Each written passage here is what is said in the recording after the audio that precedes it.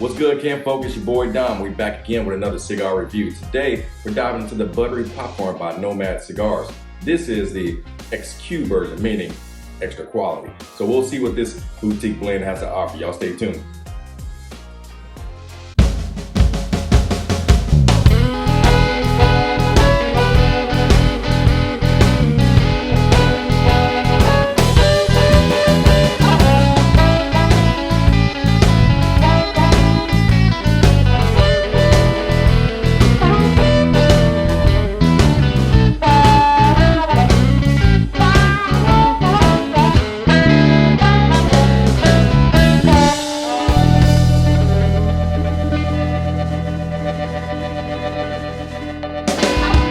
Hi, Camp Folk. We are back, and I'm feeling good, feeling great. Hopefully y'all feeling the same. We got the Nomad by Ezra Zion in the house tonight. This is the Buttery popcorn. This is probably the fourth maybe release of this cigar, and it was never called the XQ. I think it's been the XQ maybe twice now, but they meaning Nomad Cigar decided to plop the XQ label on it, meaning extra quality. When I look at the website, basically what they're saying is the XQ, they only put that on certain cigars, and it's their internal tobacco warehouse designation, denoting the most elite and most luxurious tobaccos. So any cigar made with this extremely rare tobacco in it is going to stand out head and shoulders above the rest. So I had to start the video by saying this is a boutique cigar. And what boutique cigars are cigars that they don't make a lot of them. Maybe, I think with this blend, it was maybe 350 made of these. And also they could include rare cigars, hard to find cigars that there are only so many of. So when they make these blends, there are only a couple hundred of them. Which also worries me at the same time, because I smoked this blend before and it's really, really good. Second time I had it was pretty decent. And so it just kind of goes up and down. And that's probably because they're trying to find tobaccos that match the original, blends of these boutique cigars. So I imagine it's probably pretty hard recreating the cigars, but hopefully the Buttery popcorn today is just as good as I remembered. So this is a 6x46 skinny Toro in size, and it's got some good color on it. It's I think they're calling it a natural, but it's a Claro. But to me, it's a Maduro like in color. It's a little on the lighter end. There's some oiliness to the wrapper. It's not too rugged looking, but it does look pretty decent. I think this was rolled pretty good by the blenders. The cap here is a little rugged. I think it could have done a better job on the cap, so I gotta watch how I cut this to make sure it doesn't unravel on me a little bit. But it looks like it's got a triple cap on there, so it should be safe to say that I can get a good straight cut and be okay with it. There's not much information on these cigars at all either. Nomad and Ezra are pretty quiet when it comes to what's in the blends. Understandably why. When you're recreating these, you don't want anybody out there copying it or whatnot, but it'd be good to know what's in the filler and what's in the binder, but you typically only get what's in the wrapper. And what they say, it's a 9-year aged Corojo Claro leaf. That's the wrapper. The fillers and binders are a closely guarded secret. Every boutique blend that they release is always a closely guarded secret as far as the binders and fillers, so you would really never know what's in the cigar. But they do describe it as a medium to full strength cigar. These cigars are aged between 5 and 11 years.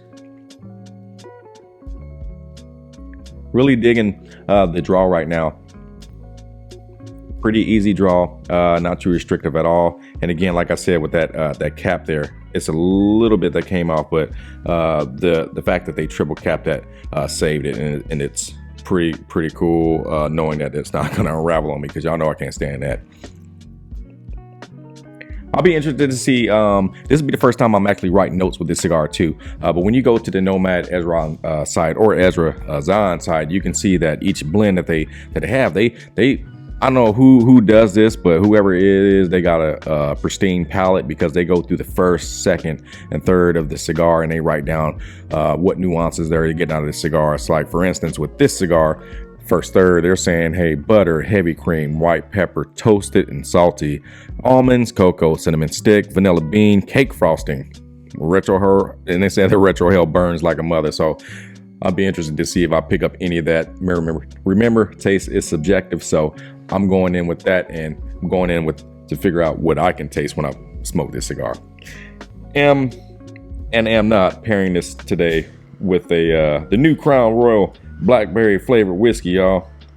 I'm not gonna drink too much of it because I don't want to alter the flavor of the cigar too much. I'm not trying to pair the cigar with the whiskey, but it's a pretty decent one. I think it's good for mixing. If you're drinking it by itself, it can get a little bit on the cough syrup side, but it's got good flavor on it. But it definitely acts well as a good mixer in a mixed drink. So if you can get their hands on that limited edition Crown Royal, that blackberry flavored whiskey, go ahead and get it. I just so happened to run to it at my local shop. I had a buddy up there who saved one for me. Appreciate you, Tim. Thanks for letting me know. Getting that in there for me. Yeah, we got a good light on that.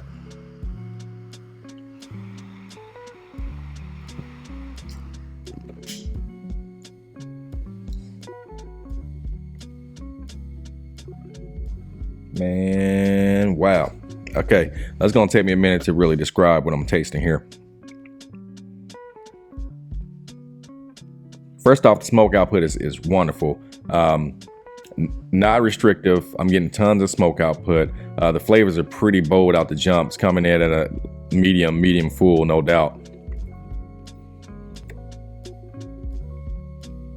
And that retro hill does burn like a mother. Oh yeah, there's some good pepper on that retro hill.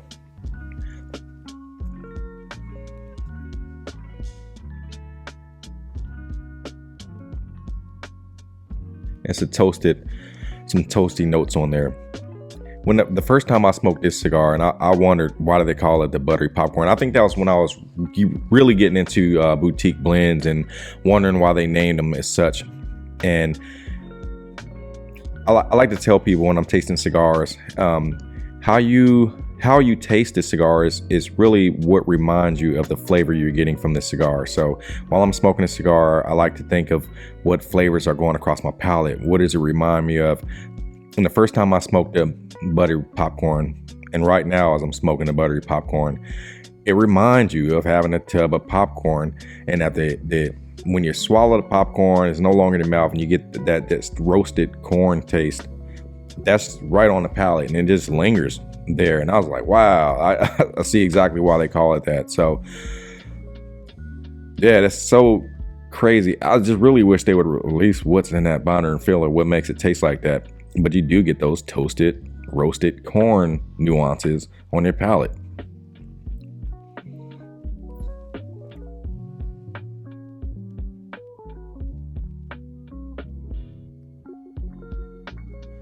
Now, as far as the toasted almonds or whatnot, it's going to take me a minute to try to really pull some of those flavors out. But we're going to keep on smoking this down a bit. Let me catch my wind for a second real quick and reset, and I'll come back for an update. Thanks.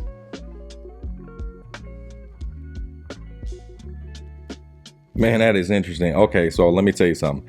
You take this Crown Royal Blackberry flavored whiskey, and you take this buttery popcorn XQ, and it just reminds you of being at a circus, how you having a different flavored popcorns, and say you got one with, the blueberry nuance to it. That roasted corn nuance that you get on this, plus that blackberry flavored whiskey, it just tastes like a fruited popcorn. This is really cool, and I recommend this pairing, no doubt. Like already, I've been a fan of this boutique blend for some time now, so I like to say I know it, but I'm really glad that it's consistent. So I get afraid sometimes when getting these blends, and if there's been a few releases by them that haven't been the same. So I would say like the cookies and cream. So really like that one at 1 year. Then the next year it just didn't quite taste the same for me, and it might have gotten back to it, but I haven't gone back to it yet. But this one has always been consistent, and probably because it was the first one I ever got, and it wowed my taste buds from the get-go, and I've always stuck with it and stayed with it. So really good. And if you have been living under a rock, just head over to the Nomad website.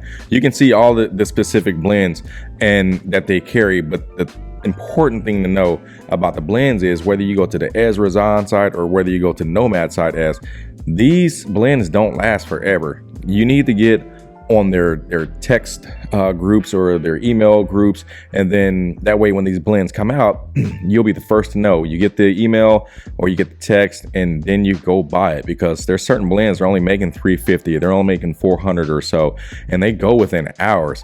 And right now I'm quite surprised that the Buttery Popcorn XQ, as it stands right now, is still on sale right now. So I'm really surprised that this is still out there. So by the time I get finish editing this video, you guys see it. You might want to hop on there and see if it's still available and go grab it.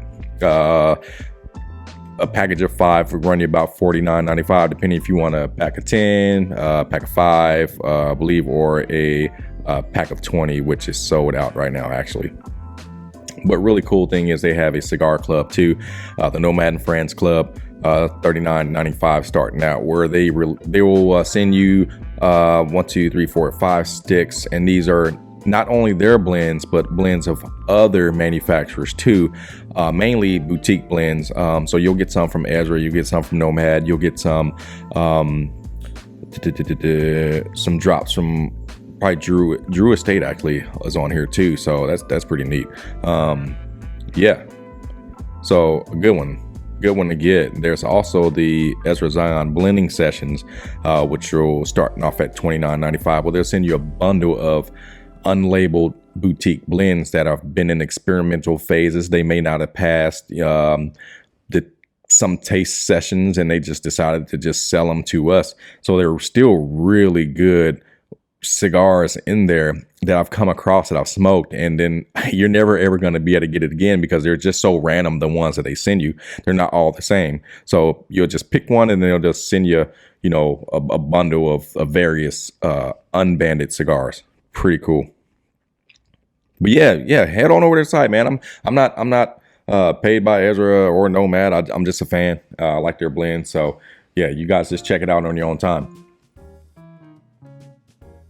Also, like the bands on these, man. The bands are like, it's so simple. There's nothing really to it. I think it's unique and cool. Just a little ribbon there. And I know that by the way it looks. They also have a like a fried chicken one. It looks like a picnic table, the ribbon band. And there's some other ones like the hacksaw, where it's got like a hacksaw emblem on there. It's really, really neat. But you just can't go wrong. Right now, it's getting a little wavy on me, so I better catch up with this cigar before it gets a little bit crazy on me or wonky. So I'm gonna smoke this down to the second, third, and update y'all if anything changes. But right now, these flavors are fantastic in this cigar. All right, guys, I decided to come in the second, third, and give you guys a quick review of what's going on with this cigar so far. Hey, I'm amazed right now. Always dig this blend, and like I told you before, the consistency is just phenomenal with this blend right now. However, now those flavor nuances that you guys provide on here, I don't taste them all, but I can definitely pull a few. But I tell you what, I didn't get any vanilla bean or cake frosting. I would say that would probably go hand in hand if you do get those nuances. But for me and my palate, I'm not picking that up. But the underlying saltiness is coming through in the second, third of the cigar. Also with the note of like a chili pepper flavor on the palate as well. I would say one of the most interesting flavors that I did pick up, there was like a cola nuance with the caramel undertone to it that came through in the second, third. Kind of just reminds you of sipping on Coca-Cola or something like that. But yeah, man, it's very complex cigar. A lot of different changes, a lot of different layers of flavor coming through with the cigar. But at the same time, the keynote of that roasted corn flavor is still there throughout this cigar. Hoping it remains through the final third of the cigar, we shall see. But I will update you closer to the final third of the cigar if anything changes or if it gets good or bad, y'all. Y'all stay tuned and stay posted. All right, Kinfolk, we're back. Final third of the Buttery Popcorn XQ by Nomad by Ezra Zion Cigar Company. And let me tell you what, it's good. I'd recommend it. If you can get your hands on this one right now, do it. If you can't, just get on the mailing list. That way, next time this release comes out, you're able to get it. I would say that maybe once a year they might come out with this specific blend, but it's worth it, man. It's worth getting into the boutique blends. It's worth getting away from your mainline cigars and getting some of these that are pretty rare and hard to get cigars most of the time, and just let them sit and age in your humidor. Grab a, you can just grab one or grab two. Grab one at first, but the problem is if you grab one, if you like it, you only got 5 cigars that'll last you maybe a year, or depending the next time they release a cigar. So it's always safe to grab 2.